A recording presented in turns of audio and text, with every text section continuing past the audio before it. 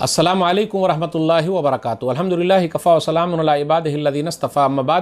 محترم ناظرین کرام، آسان درس قرآن کے اندر 8ویں پارے کا 6واں رکوع ہے، جس کے اندر 4 آیتیں ہیں۔ سورہ نام سورہ نمبر 6 میں آیت نمبر 151 سے آیت نمبر 154 تک۔ اعوذ باللہ من الشیطان الرجیم، بسم اللہ الرحمن الرحیم۔ قل تعالوا اتل ما حرم ربکم علیکم الا تشرکوا بہ شیئا وبالوالدین احسانا ولا تقتلوا اولادکم من املاق نحن نرزقکم وإیاہم ولا تقربوا الفواحش ما ظہر منها وما بطن ولا تقتلوا النفس التي حرم اللہ الا بالحق ذلکم وصاکم بہ لعلکم تعقلون۔ اے نبی صلی اللہ علیہ وسلم، کہہ دیجئے لوگو آؤ میں تمہیں پڑھ کر سناؤں جو کچھ تمہارے رب نے تم پر حرام کیا ہے، کہ تم کسی چیز کو بھی اس کے ساتھ شریک نہ ٹھہراؤ، اور والدین کے ساتھ اچھا سلوک کرو، اور مفلسی کے ڈر سے اپنی اولاد کو قتل نہ کرو، کیونکہ ہم تمہیں رزق دیتے ہیں اور ان کو بھی، اور تم بے حیائی کے کاموں کے قریب نہ جاؤ، خواہ وہ ظاہر ہوں یا پوشیدہ، اور کسی ایسی جان کو قتل نہ کرو جسے اللہ نے حرام کیا ہے مگر حق کے ساتھ۔ یہ وہ باتیں ہیں جن پر عمل کا اللہ نے تمہیں حکم دیا ہے تاکہ تم عقل سے کام لو۔ وَلَا تَقْرَبُوا مَالَ الْيَتِيمِ إِلَّا بِالَّتِي هِيَ أَحْسَنُ حَتَّى يَبْلُغَ أَشُدَّهُ وَأَوْفُوا الْكَيْلَ وَالْمِيزَانَ بِالْقِسْطِ لَا نُكَلِّفُ نَفْسًا إِلَّا وُسْعَهَا وَإِذَا قُلْتُمْ فَاعْدِلُوا وَلَوْ كَانَ ذَا قُرْبَىٰ وَبِعَهْدِ اللَّهِ أَوْفُوا ذَٰلِكُمْ وَصَّاكُمْ بِهِ لَعَلَّكُمْ تَذَكَّرُونَ۔ اور یتیم کے مال کے قریب نہ جاؤ مگر ایسے طریقے سے جو بہتر ہو، یہاں تک کہ وہ پختگی یعنی بلوغت کی عمر کو پہنچ جائیں، اور ناپ تول انصاف کے ساتھ پورا کرو۔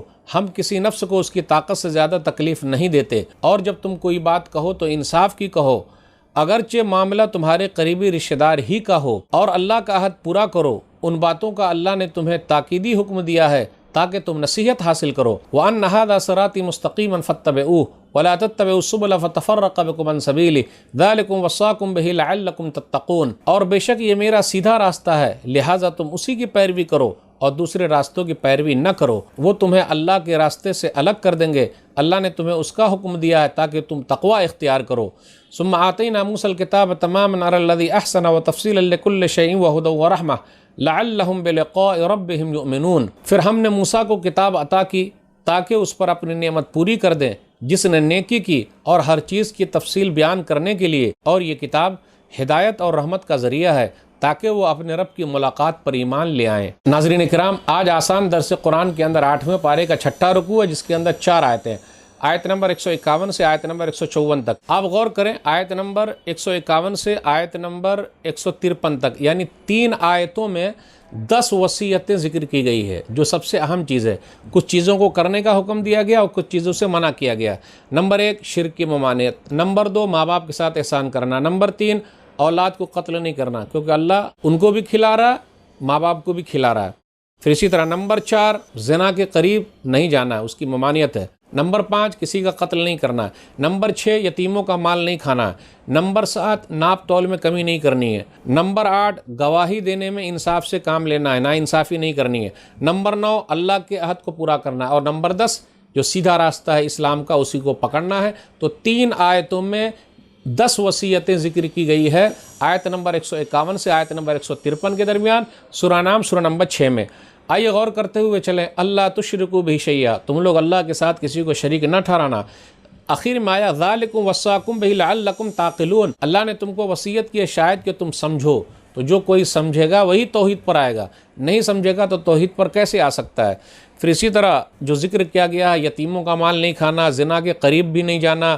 پھر اسی طرح یہ بیان کیا گیا آخر کے اندر کہ یہی میرا سیدھا راستہ ہے، اور یہ سیدھا راستہ اسلام کا راستہ ہے۔ ایک حدیث کے اندر نبی صلی اللہ علیہ وسلم نے ارشاد فرمایا، مسند احمد جلد نمبر 1 صفحہ نمبر 465، حدیث نمبر 4142، عبداللہ بن مسعود رضی اللہ تعالیٰ عنہ کہتے خط لنا رسول اللہ صلی اللہ علیہ وسلم خطاً، کہ رسول اللہ صلی اللہ علیہ وسلم نے ایک سیدھی لکیر کھینچی اور کہا ھذا سبیل اللہ، یہ اللہ کا راستہ ہے۔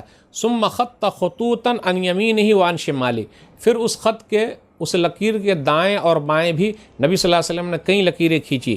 پھر کہا ھذہ سبل علی کل سبیل منہا شیطان یدعو الیہ ثم قرأ وان ھذا صراطی مستقیما فاتبعوہ ولا تتبعوا السبل فتفرق بکم عن سبیلہ، اور کہا یہ سب جتنے بھی راستے ہیں، سب راستے پر شیطان بیٹھا ہوا ہے اور وہ اپنی طرف بلا رہا ہے۔ پھر اس کے بعد نبی صلی اللہ علیہ وسلم نے یہی آیت تلاوت کی کہ یہ میرا سیدھا راستہ ہے، اسی راستے کی پیروی کرو، دوسرے اور راستوں کی پیروی نہ کرو۔ تو ناظرین کرام، اسلام کا راستہ جنت کا راستہ ہے، سیدھا راستہ ہے، اس لیے اللہ تعالیٰ نے جن کو اسلام کی ہدایت دی ہے وہ اللہ تعالیٰ کا شکر ادا کرے، اور یہ اللہ تعالیٰ کی بڑی نعمت اسے ملی ہوئی ہے۔ تو آج کے درس سے بس اتنا ہی۔ اللہ سے دعا ہے کہ اللہ تعالیٰ ہم لوگوں کو قرآن کریم کو پڑھنے، سمجھنے، عمل کرنے اور لوگوں تک پہنچانے کی توفیق دے، آمین۔ والسلام علیکم ورحمۃ اللہ وبرکاتہ۔